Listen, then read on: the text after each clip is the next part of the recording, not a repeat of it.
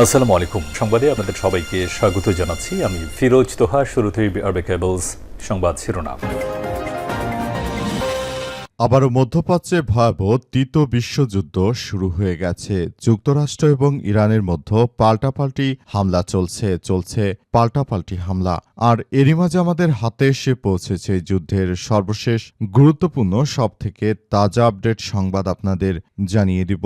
প্রথমেই জানাবো, এবার সংযুক্ত আরব আমিরাতে আবারও নতুন করে মিসাইল ও ড্রোন হামলা চালালো ইরান। মার্কিন যুক্তরাষ্ট্র এবং ইরানের মধ্যে হরমুজ প্রণালীতে পাল্টাপাল্টি হামলার পর ইরান আবার নতুন করে মধ্যপ্রাচ্যের বিস্ফোরাখ্যাত মুসলিম রাষ্ট্র সংযুক্ত আরব আমিরাতে আবার মিসাইল ও ড্রোন দিয়ে হামলা চালিয়েছে।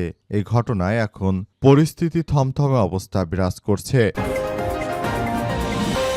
এরপর জানাবো, আগামী সপ্তাহে আলোচনায় বসতে পারে ইরান ও যুক্তরাষ্ট্র এবং ইরানের মধ্যে থমকে থাকা আলোচনা আগামী সপ্তাহে পাকিস্তানের রাজধানী ইসলামাবাদে পুনরায় শুরু হতে পারে। মার্কিন সংবাদ মাধ্যম অল স্ট্রিট জার্নাল এর এক প্রতিবেদনে এই তথ্য নিশ্চিত করা হয়েছে।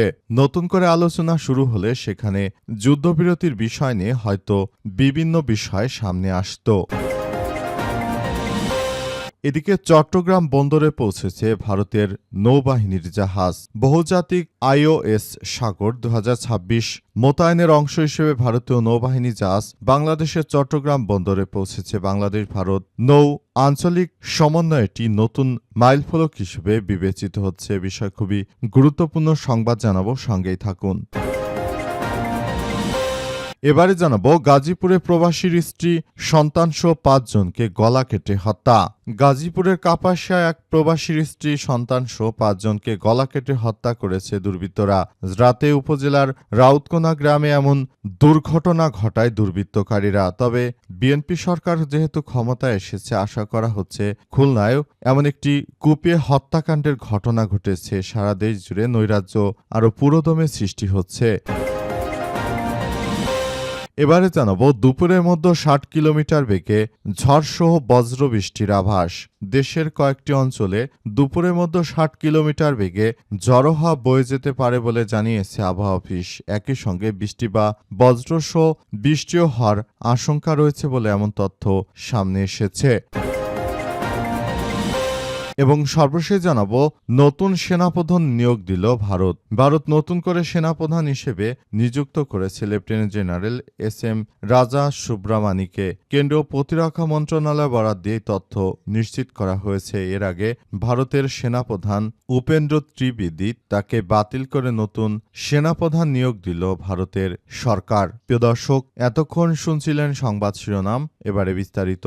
তবে তার আগে বন্ধুরা, অনুরোধ থাকবে এই সংবাদটি একটি লাইক দিন। এই চ্যানেলে আপনি নতুন হয়ে থাকলে আমাদের সংবাদটি দেখতে দেখতে চ্যানেলটি সাবস্ক্রাইব করে রাখুন। কমেন্ট করে বন্ধুরা আপনার মূল্যবান মতামত জানিয়ে দিন আপনি বিশ্বের কোন দেশ থেকে বা বাংলাদেশের কোন স্থান থেকে আমাদের সংবাদটি দেখছেন এবং শুনছেন। আর বন্ধুরা, সংবাদটি আপনার সোশ্যাল মিডিয়া ফেসবুকে শেয়ার করে বন্ধুদের মাঝে আমাদের এই গুরুত্বপূর্ণ আপডেট সংবাদটি শেয়ার করে সবাইকে জানার সুযোগ করে দিন। আর গাজা যুদ্ধে আপনি যদি নিরীহ ফিলিস্তিনিদের ভালোবেসে থাকেন, কমেন্টে ইয়েস লিখে পুরো বিশ্বকে জানিয়ে দিন। এবারে বিস্তারিত।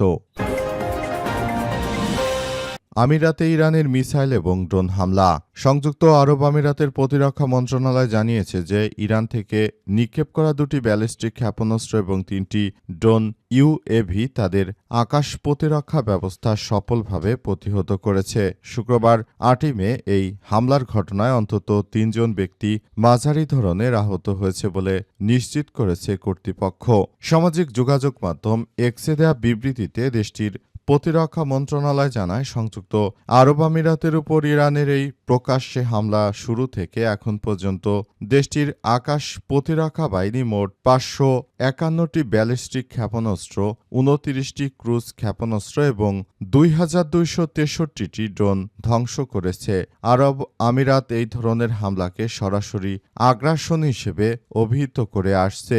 সবশেষ এই হামলার বিষয়ে তেহরানের পক্ষ থেকে এ পর্যন্ত কোনো আনুষ্ঠানিক প্রতিক্রিয়া বা মন্তব্য পাওয়া যায়নি। মধ্যপ্রাচ্যে দুই শক্তিধর দেশের মধ্যে বিরাজমান এই উত্তেজনা আঞ্চলিক নিরাপত্তা ও স্থিতিশীলতার ক্ষেত্রে নতুন করে উদ্বেগের সৃষ্টি করেছে।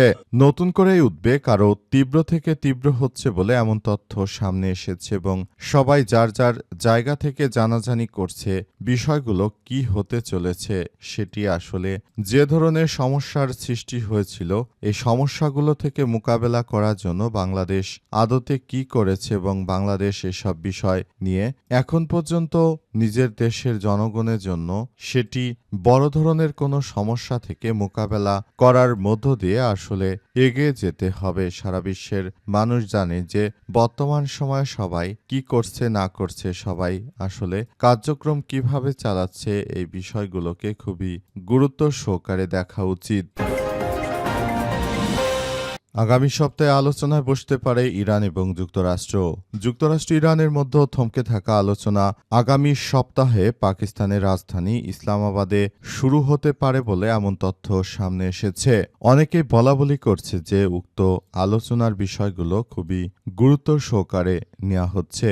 পুরো পরিস্থিতি আসলে সবাই খুব সুন্দরভাবে দেখভাল করছে, সবকিছু নিয়ন্ত্রণে নেওয়ার চেষ্টা চালিয়ে যাওয়া হচ্ছে। পরিস্থিতি যতই জটিল আকার ধারণ করুক না কেন, আসলে দখলদারেরা শুরু থেকে যে ধরনের সন্ত্রাসী কার্যক্রমগুলো চালিয়ে যাচ্ছে সেটি আমাদের জন্য অত্যন্ত গুরুত্বপূর্ণ ইস্যু হয়ে দাঁড়ায় এবং দখলদারদের বিরুদ্ধে ইরানের এই অগ্রযাত্রা হামলা চালিয়ে যেতে দেখা যায়। কিন্তু শেষ পর্যন্ত ইরান সরাসরি জানিয়ে দিয়েছে যে মার্কিন যুক্তরাষ্ট্র এবং দখলদারেরা তারা শুরু থেকে এই সন্ত্রাসী কার্যক্রমগুলো চালিয়ে ইরানকে চাপে ফেলার অনেক চেষ্টা চালিয়ে গেছে, কিন্তু শেষ পর্যন্ত তারা পুরোপুরি ব্যর্থ হয়েছে। কারণ ইরান এমন একটি রাষ্ট্র, তারা কখনোই দখলদারদের সঙ্গে আসলে কাজ করছে না। তারা সব সময় নিজেদের মতো করে তারপর পুরো পরিস্থিতি নিয়ন্ত্রণ করার চেষ্টা করছে। দখলদারেরা একজোট হয়ে ইরানের বিরুদ্ধে আক্রমণ চালিয়ে যে সন্ত্রাসী কার্যক্রম তারা শুরু করেছিল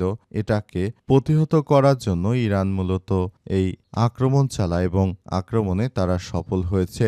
এতে মার্কিন যুক্তরাষ্ট্রের যে ক্ষমতার মসনদ ছিল সেই ক্ষমতার মসনদে টান পড়েছে। মার্কিন যুক্তরাষ্ট্রের প্রেসিডেন্ট ডোনাল্ড ট্রাম্প শুরু থেকেই তিনি বাংলাদেশের বিভিন্ন বিষয়াদি, ইরানের বিভিন্ন বিষয়াদি নিয়ে তিনি কার্যক্রম চালিয়ে গেছেন, কিন্তু শেষ পর্যন্ত আদতে তার এই কার্যক্রম ঠিক হয়নি। তিনি পুরোপুরি ফেঁসে গেছেন এই যুদ্ধ শুরু করতে গিয়ে। কল্পনা করতে পারেননি যে শেষ পর্যন্ত আদতে তাদের কি হতে চলেছে। বিষয়গুলো খুবই গুরুত্বপূর্ণ একটি ইস্যু হয়ে দাঁড়ায়, কিন্তু শেষ পর্যন্ত আসলে পুরো পরিস্থিতি সবকিছু নিয়ন্ত্রণের বাইরে চলে গেছে। মার্কিন যুক্তরাষ্ট্র এবং দখলদারেরা শুরু থেকে যে অন্যায় ও সন্ত্রাসী কার্যক্রমগুলো চালিয়েছিল সেই কার্যক্রম প্রতিহত করে সফল হয়েছে ইরানের ইসলামী বিপ্লবী গার্ড বাহিনীর সদস্যরা। মার্কিন যুক্তরাষ্ট্রকে একরকম ধসিয়ে দিয়েছে তারা, তাই যুক্তরাষ্ট্র এখন আর পুরো পরিস্থিতি নিয়ন্ত্রণ করতে ব্যর্থ হচ্ছে। চট্টগ্রাম বন্দরে পৌঁছেছে ভারতীয় নৌবাহিনীর জাহাজ। বহুজাতিক আইওএস সাগর 2026 মোতায়েনের অংশ হিসেবে ভারতীয় নৌবাহিনী জাহাজ আইওএস সাগর শুক্রবার চট্টগ্রাম বন্দরে পৌঁছেছে। বাংলাদেশ ভারত নৌ সহযোগিতা আঞ্চলিক নৌ সমন্বয় এটি নতুন মাইলফলক হিসেবে বিবেচিত হচ্ছে।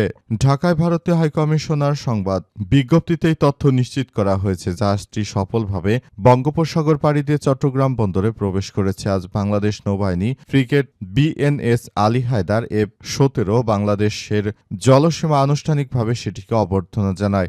বিজ্ঞপ্তিতে বলা হয়েছে, সফর বাংলাদেশ ও ভারতের নৌবাহিনীর মধ্যকার দীর্ঘদিনের কৌশলগত অংশীদারিত্ব এবং দুই প্রতিবেশী দেশের ক্রমবর্ধমান নৌ সহযোগিতার প্রতিফলন। সফরকালে আইওএস সাগরের কমান্ডিং অফিসার বাংলাদেশ নৌবাহিনীর ঊর্ধ্বতন কর্মকর্তাদের সঙ্গে একাধিক সৌজন্য সাক্ষাৎ করবেন। এর মধ্যে থাকবে চট্টগ্রাম নৌ অঞ্চলের কমান্ডার, বাংলাদেশ নৌ বহরের কমান্ডার এবং ডকইয়ার্ডের এরিয়া সুপারিনটেন্ডেন্ট।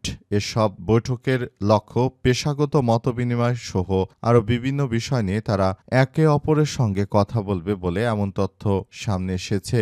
এটি সবার জন্য খুবই গুরুত্বপূর্ণ একটি বিষয় হয়ে দাঁড়িয়েছে। আমরা মনে করি বর্তমান দুই প্রতিবেশী দেশের মধ্যে অত্যন্ত ভালো একটি সম্পর্ক হওয়া জরুরি। বর্তমান সময়ে যে কোনো মূল্যে দখলদার ভারতীয়দের বিরুদ্ধে না গিয়ে বরং বাংলাদেশ যেহেতু শক্তিমাত্রার দিক থেকে অনেক দুর্বল অবস্থানে রয়েছে, তাই ভারতের সঙ্গে বর্তমান সরকার কৌশলগত সম্পর্কই গড়ে তোলার চেষ্টা করছে বলে এমন তথ্য সামনে এসেছে।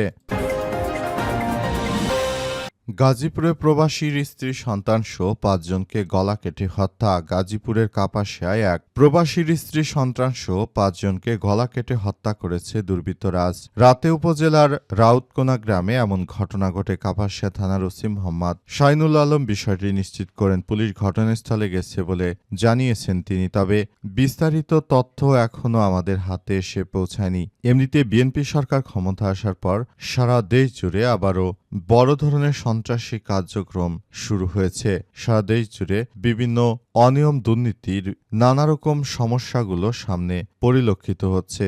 এছাড়াও খুলনা সহ দেশের বিভিন্ন জায়গায় মানুষ হত্যার মতো ঘটনা ঘটছে।